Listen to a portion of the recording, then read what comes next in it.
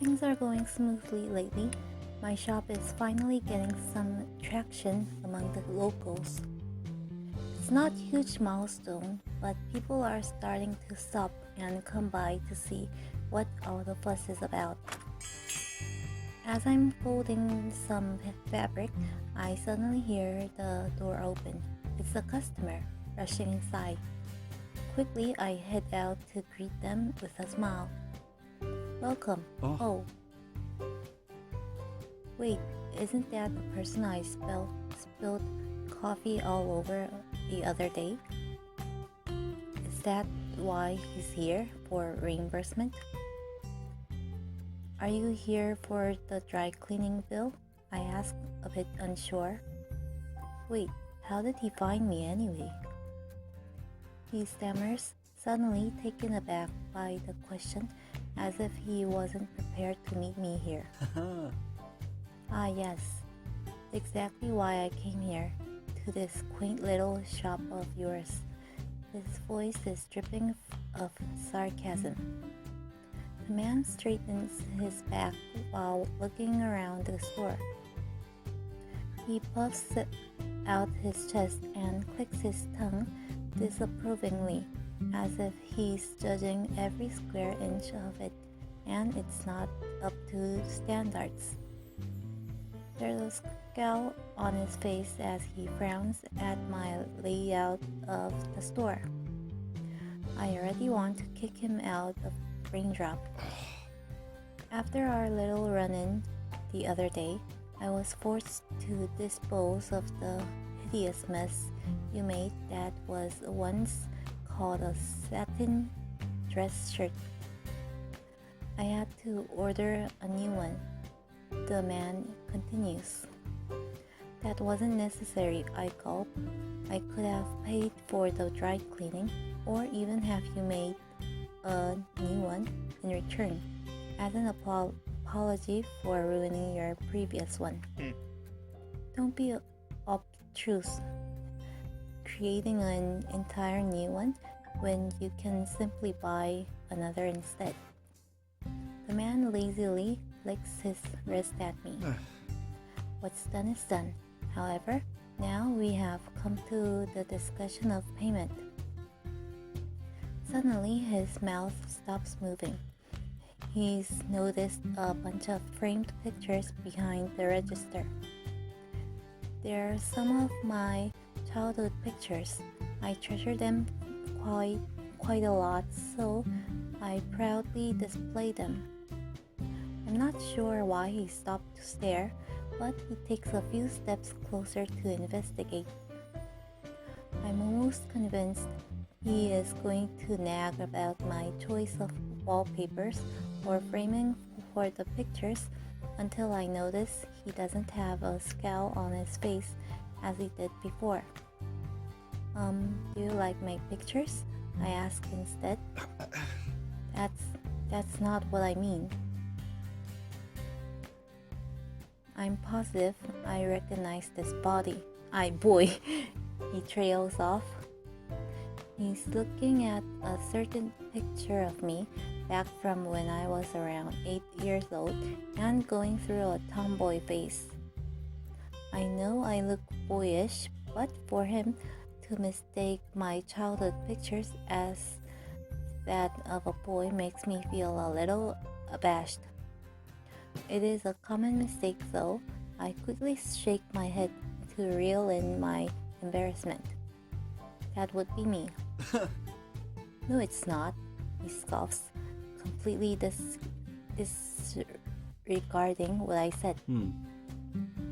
I'm fairly sure that's a boy and I've met him before. Taken aback, I blink at him. Met me before? Huh? What do you mean? It's coming back to me. Is it your brother? He asks. However, he doesn't wait for my answer. I can see the resemblance. I'd almost forgotten what he looked like. The corners of his lips are curled up in a smile, which looks infinitely better than the scowl he's been wearing all this time. Still, I'm rather confused, so I prod him for some answers.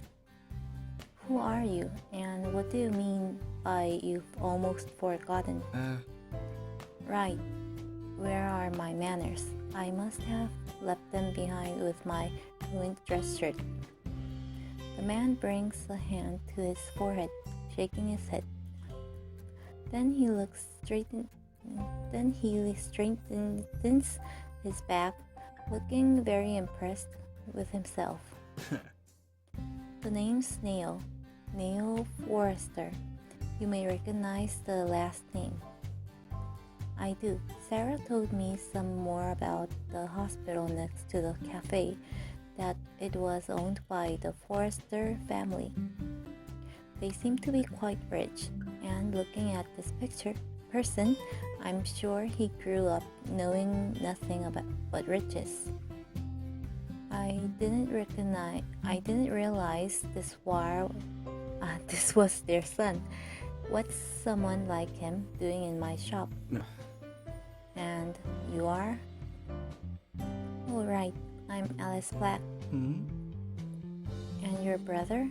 He asks, not much caring for my own name, apparently. He's looking at the picture again. I huff. That's not my brother. I already told you, that's me, from back when I was 8 years old. Neil looks at the picture, then back at me, then back at the picture. His face turns into a grimace. You lie. In no way does that look like a little girl to me.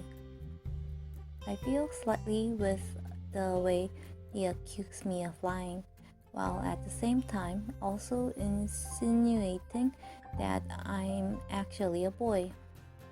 I can feel my cheeks start to redden.